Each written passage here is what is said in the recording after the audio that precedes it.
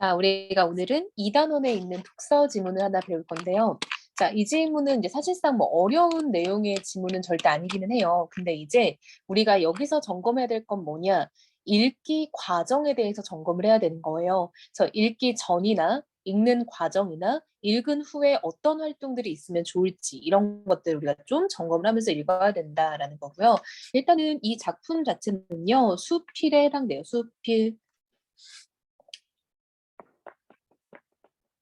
자, 우리가 수필이라는 건 굉장히 가볍게 쓴 글이잖아요. 이 수필은 그중에서도 이제 전기문에 해당된다라고 해서 우리 위인전 같은 거 들어봤죠? 어떤 사람의 어떤 일대기를 적은 글을 우리가 전기문이라고 하는데 이 작품은 수필이고 다산과 이제 제자 황상의 인연에 대해서 쓴 글이에요.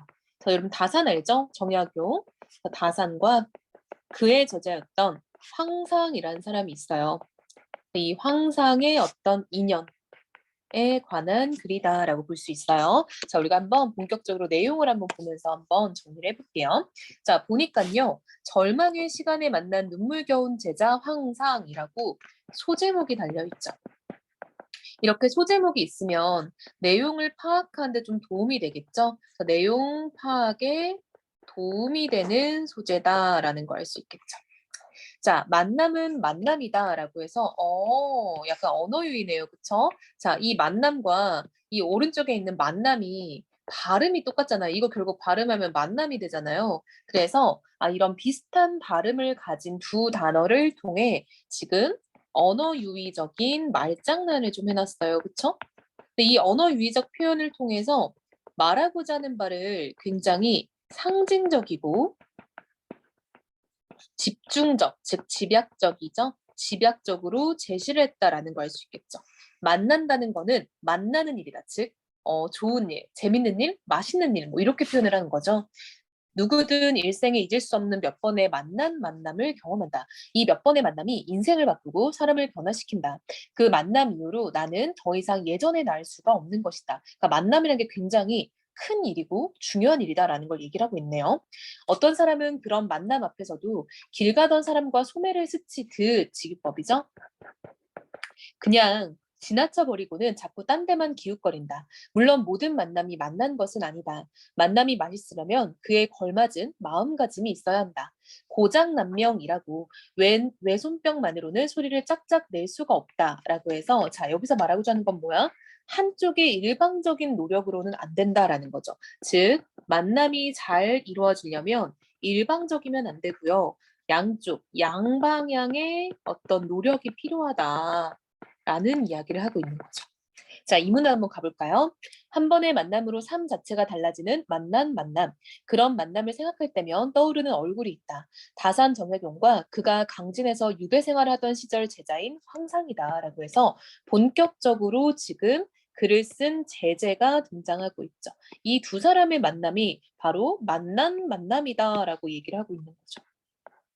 자, 이어서 볼게요. 시골의 학구에 불과했던 황상이 쓴 문집 치언유고를 뒤적일 때마다 나는 시도 때도 없이 가슴이 뭉클해진다.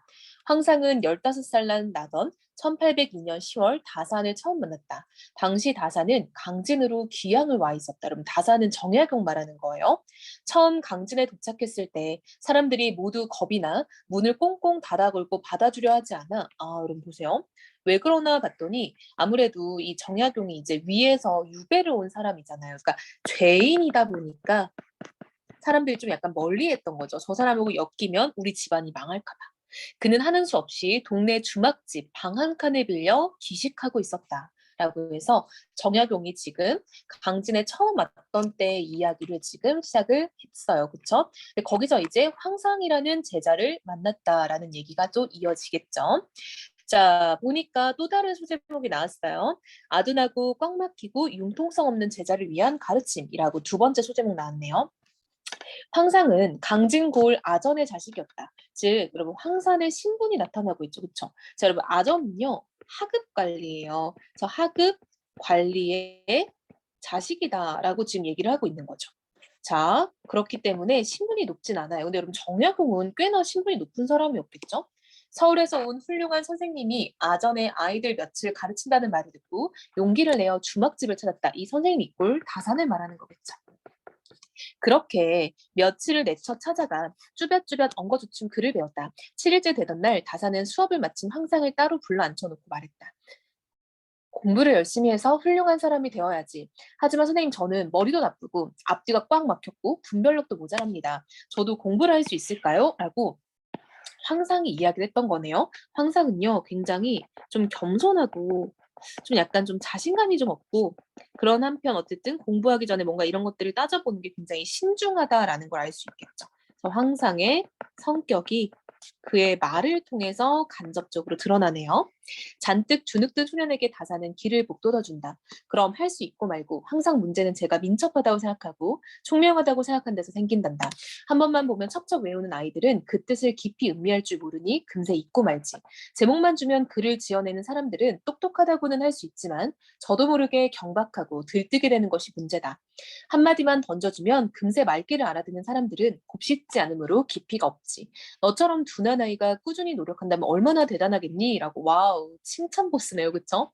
둔한 끝으로 구멍을 뚫기는 힘들어도 일단 뚫고 나면 웬만해서는 막히지 않는 큰 구멍이 뚫릴 것이다. 라고 비유적 표현을 통해서 얘기를 하고 있죠. 여러분 끝이라는 거 이제 그 끝부분을 말하는 건데 그 둔한 약간 둔탁한 것으로 구멍을 뚫으면 힘들긴 하죠. 근데 웬만해서는 막히지 않는 큰 구멍이 뚫린다라는 거지. 자, 예를 들면 이렇게 바위가 있는데요. 이렇게 뾰족한 어떤 이런 송곳으로 뚫는 거랑 이렇게 넓적한 거랑 뚫는 거랑 당연히 오른쪽이 힘들긴 하겠죠. 그러나 뚫고 나면 더 큰 구멍이 된다라는 거죠. 즉 지금 다사는요. 비유적 표현을 통해서 황상에게 용기를 지금 북돋아주고 있죠. 노력하면 너는 큰 성과를 얻을 수 있을 거다라는 거야. 꼭 막혔다가 뻥 뚫리면 거칠 것이 없겠지. 미혹한 것을 닦고 또 닦으면 마침내 그 광채가 눈부시게 될 것이야. 그러자면 어떻게 하겠니? 첫째도 부지런하고 둘째도 부지런하고 셋째도 부지런해야 된다라고 얘기를 하네요. 아, 이것을 딱 강조를 했대요. 이걸 우리가 한자로 세계의 부지런함에 대한 어떤 이야기라는 거죠. 너는 평생 부지런함이라는 글자를 절대 잊지 말도록 해라. 어떻게 하면 부지런할 수 있을까? 네 마음을 담아서 딴 데로 달아나지 않도록 꼭 붙들어 매야지. 그렇게 할 수 있겠니? 라고 물어봤대요.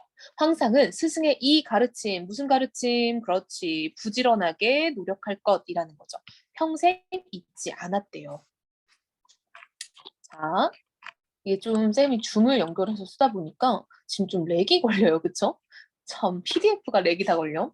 자, 이제 세 번째 소제목으로 가봅시다. 어버이를 섬기는 마음으로 스승을 모시다. 즉, 황상이 다산을 모실 때는 약간 어버이를 지금 모시듯이 모셨다라는 거 알 수 있겠죠? 자, 한번 볼게요. 다산은 강진에서 19년에 걸친 긴 귀향사를 마치고 서울로 올라갔다. 1818년 8월 금음날, 다산은 강진을 떠나면서 제자들과의 작별이 못내 아쉬워 다신계를 결성했다. 그 후로도 제자들은 해마다 힘을 합쳐 차를 따서 서울에 계신 스승에게 붙여드리곤 했다. 하지만 스승을 잃은 다산초당은 점차 황폐해져 갔던 듯하다. 황상은 스승의 채취가 못 견디게 그리우면 문득 다산초당을 찾아 한참을 머물다 가곤 했다. 이미 황폐해질 대로 황폐해진 초당의 옛터를 서성이며 스승이 손수 파서 생긴 정석이란 두 글자를 어루만지다가 스승이 일군 대숲과 연못을 보며 지난날의 맑은 풍정을 그리워했다. 그러면서 스승이 계시던 옛터를 100년도 지키지 못하는 자신의 무능을 서글퍼했다. 라고 굉장히 황상은 다산을 그리워하고 있다라는 걸 알 수 있겠죠. 어떻게 이런 마음이 생길까? 신기하죠? 자, 그러던 그가 다산이 강진을 떠난 18년 후 1836년 2월 무슨 느낌이 있었던지 두릉 땅으로 자산을 찾아뵈었다. 스승 내외의 회혼례를 축하드리고 살아계실 때 한 번만 해도 얼굴을 뵙자는 생각이었다. 이때 다산은 병세가 위중해 잔치를 치를 수도 없는 상황이었다. 처음 만났을 때 15소년이었던 제자는 쉰을 눈앞에 준 중늙은이가 되어 죽음을 앞둔 스승께 절을 올렸다. 굉장히 오랫동안 지금 인연을 이어나간 거죠. 곁에서 며칠 머물며 옛날 이야기를 나누다 고향으로 돌아갈 것을 아뢰었을 때 다사는 정신이 혼미한 중에서도 그의 마디 굵은 손을 붙들고 작별을 아쉬워했다. 그냥 보내기 안타깝다며 접부채와 문서, 피리와 먹을 선물로 주었다. 스승과 제자가 헤어지는 장면은 생각만 해도 그저 가슴이 먹먹해져 온다.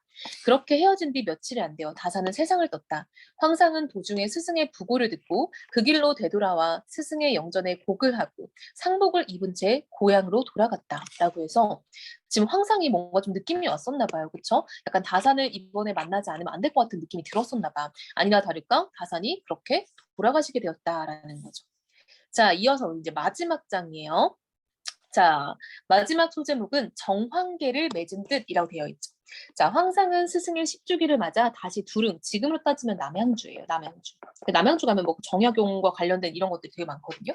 다산의 아들 정약용은 10년 만에 기별도 없이 불쑥 나타난 황상을 보고 신을 거꾸로 신고 마당으로 뛰어내려왔다. 뭐야, 너무 반가우니까 막 헐레벌떡 뛰어나왔다는 거죠. 반가움의 표현이죠. 황상은 이제 예순을 눈앞에 둔 늙은이였다. 꼬박 18일을 걸어와 스승의 묘 앞에 섰다. 검게 그을린 얼굴에 부르튼 발을 보고 학연은 아버지 제자의 손을 들고 감격해 울었다. 그의 손에는 그 옛날 스승이 주었던 부채가 들려 있었다. 그러니까 학연은 아버지 이렇게 잊지 않는 것에 대해서 뭔가 고마움이 있는 거죠. 그리고 그의 손에는 옛날 스승이 주었던 부채가 들려 있었다라는 걸 통해서도 황상이 다산을 매우 그리워했다라는 거 알 수 있겠죠.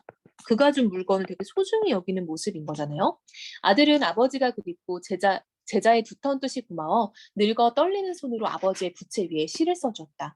그러고는 정씨와 황씨 두 집안 간에 계를 맺어 이제부터 자손 대대로 오늘의 이 아름다운 만남을 기억할 것을 다짐했다. 이 계가 뭐야? 이 위에 나왔던 이제 그 정황계라는 거겠죠. 정황계. 정황계 안은 황상의 문집에 실려 있다. 황상과 정학연, 정학유 형제의 아들과 손자의 이름과 자, 생년월일을 차례로 적은 뒤 끝에다 이렇게 썼다. 이것은 우리 두 집안 노인의 성명과 자손의 이름을 적은 것이다. 정학연은 침침한 눈으로 천리 먼 길을 써서 보낸다. 두 집안의 후손들은 대대로 신의를 맺고 우의를 다져 갈진저. 계를 맺은 문서를 제군들에게 돌리노니 삼가 잃어버리지 말라라고 해서 이 두 집안의 인연을 어떤 좀 이제 약속처럼 맺어놓은 거죠. 이해가 1848년이니 이때 정약연은 66, 황상은 61였다. 그 옛날 더벅머리 소년에게 던져준 오로지 부지런하면 된다던 스승의 따스한 가르침은 이렇게 한 사람의 인생을 근본적으로 뒤바꿔 놓았다. 라고 이야기는 끝났죠. 자, 그럼 글은 되게 간단하고 낼 게 뭐가 없어요. 그쵸? 근데 우리가 뭘 봐야 되냐라고 한다면 쌤이 아까 말했다시피 이 지문은요. 읽는 과정과 연관된 지문이라고 할 수 있어요. 그래서 우리 본격적인 지문이 시작하기 전에 읽는 과정에 대해서 이야기가 좀 담겨 있거든요. 그 부분만 체크하고 마무리합시다. 자, 여기 보면요. 읽기 전에는 뭘 해야 되는지가 나와 있죠.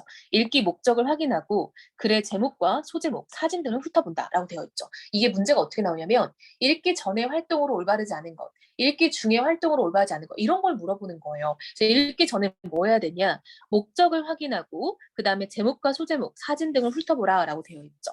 자, 그다음 두 번째는 이제 읽는 과정에 대해서 나오고 있죠. 그렇죠? 여러분 이것도 읽기 전이에요. 질문 만드는 거. 자, 읽는 중에 뭐해? 다양한 읽기 전략을 활용해서 글의 의미를 이해하자라는 거죠. 그때 이제 뭐 자신의 말로 바꾸는 것도 있고요.